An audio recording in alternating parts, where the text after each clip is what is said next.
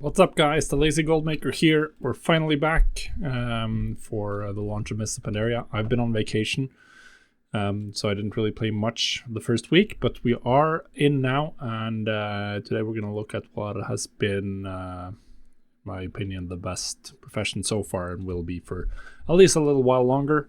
Of course, we're looking at inscription, which I sort of underestimated a little bit on multiple fronts.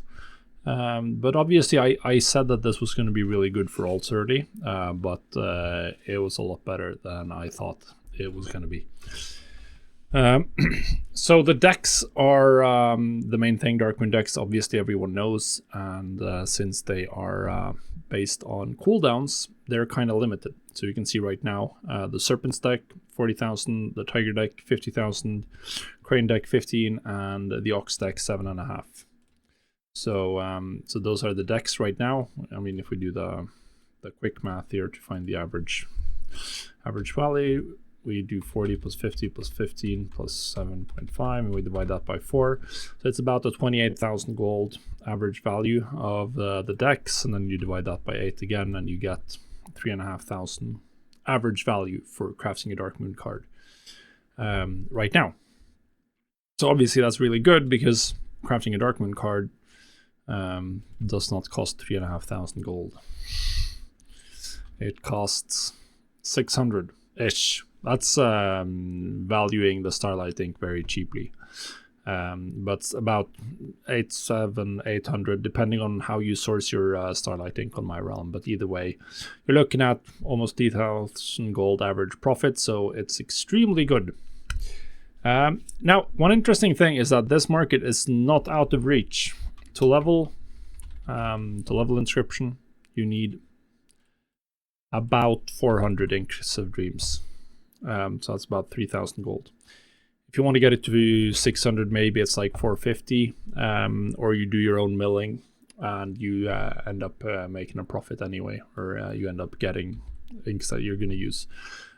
So for less than 4,000, you're getting it to max today, just super easily, quickly. Which means that after 2 daily cooldowns, 2 Scrolls of Wisdom, you've made your money back. So if you have any level 80 characters or above, and you have the gold, then I would highly suggest getting in right now. Obviously, the Darkmoon Fair has just come to town, so this is sort of the most expensive the decks will ever be, or the peak has probably been passed. We're gonna see it trend down a little bit, I expect, although the cooldown based nature will definitely have some effect on the pricing, so we'll have to see how it goes. I've sold, I didn't prep, I have 1 inscription. I actually have 2 now, because I made a second one today, because I realized it was so cheap. I've crafted 3 Darkmoon cards, and I sold them, and then I had some issue with TSM, so I had to delete my saved variables file, and I lost all my sales data. So yeah, I got very lucky on the 3 I crafted. I got Serpents deck, I got Serpents card, which is one of the more expensive ones. I got 2 aces and a 7, so I sold the 7 for 3,003, the 2 aces for 4,000.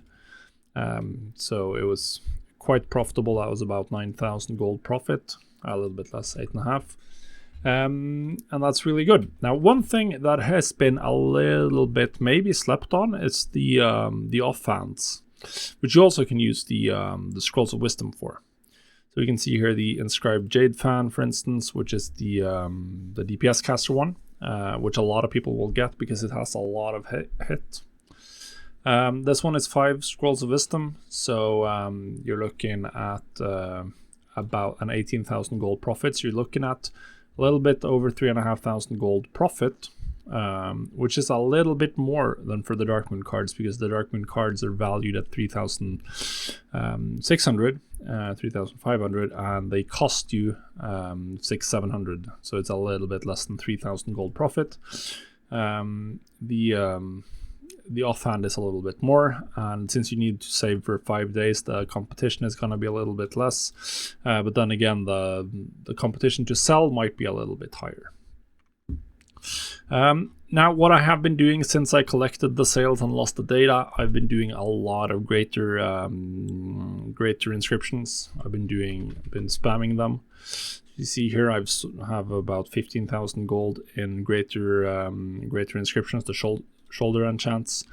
It is quite good, because what I've figured out is that it will cost you about 40 of the lower level herbs to get a shoulder enchant. So if you look at the price of lower level herbs right now, you can see that once it does all the small parts, you can get these for 3.5 very consistently. Sometimes you can get it for less. Right now, apparently green tea leaf is just dirt cheap, which is very, very nice. So you multiply this price by 40. If you do 3.5 gold, which I've done a lot, that's going to be 140 gold crafting cost for a greater inscription. You can see right here, selling greater crane wings for 314. That's more than double the money I have to put in. So almost all of my greater shoulder inscriptions have sold for roughly double their crafting cost when you're milling your own herbs. So they are quite good. They are quite good, and they sell really quickly. Since I have 2 accounts, I've just been doing this on my second account. Just do a big milling session and then craft inks and go AFK, and then do some cancel scans while I'm leveling, and mass crafting more herbs essentially. So yeah.